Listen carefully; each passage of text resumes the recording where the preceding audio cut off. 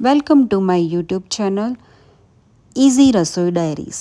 આજે આપણે ઘરે એકદમ સરળ રીતે ભીંડાનું શાક બનાવતા શીખીશું. સૌપ્રથમ આપણે એક કઢાઈ લઈશું.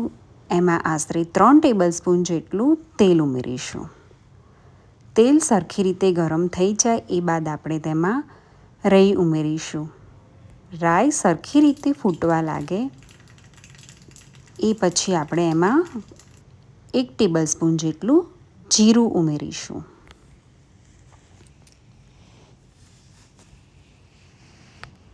હવે આપણે એમાં 1 ટીસ્પૂન જેટલી હિંગ એડ કરીશું.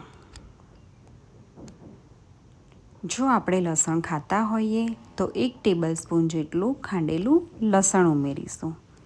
લસણ તેલમાં સરખી રીતે સતરાઈ જાય એ બાદ આપણે તેમાં ભીંડા ઉમેરીશું. મેં અહીંયા આશરે 500 ગ્રામ જેટલા ભીંડા લીધા છે. ભીંડાને ધોઈને ગોળ સમારી લીધા છે.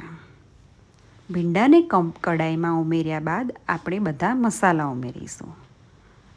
મેં અહીંયા 1.5 થી 2 ટેબલસ્પૂન જેટલું લાલ મરચું પાવડર લીધું છે અને 1 થી 1.5 ટેબલસ્પૂન જેટલી હળદર ઉમેરી છે. હવે આપણે એમાં 1 ટેબલસ્પૂન જેટલું ધાણા જીરું પાવડર ઉમેરીશું.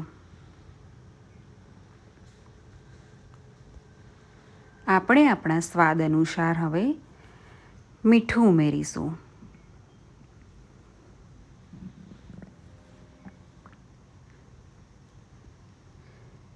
હવે આપણા બધા જ મસાલા શાકમાં એડ થઈ ગયા છે.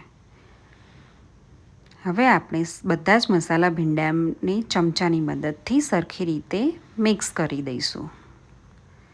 ત્યારબાદ આપણે 5 મિનિટ માટે ભીંડાને ઢાંકણ ઢાંકીને ચડવા દઈશું.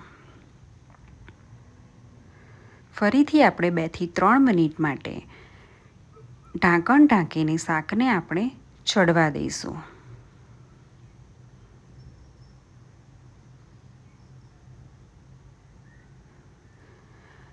હવે ઢાંકણ ખોલીને આપણે જોઈ શકીએ છીએ કે શાકમાંથી તેલ છૂટું પડી ગયું છે અને આપણા ભીંડા પણ સરખી રીતે ચડી ગયા છે.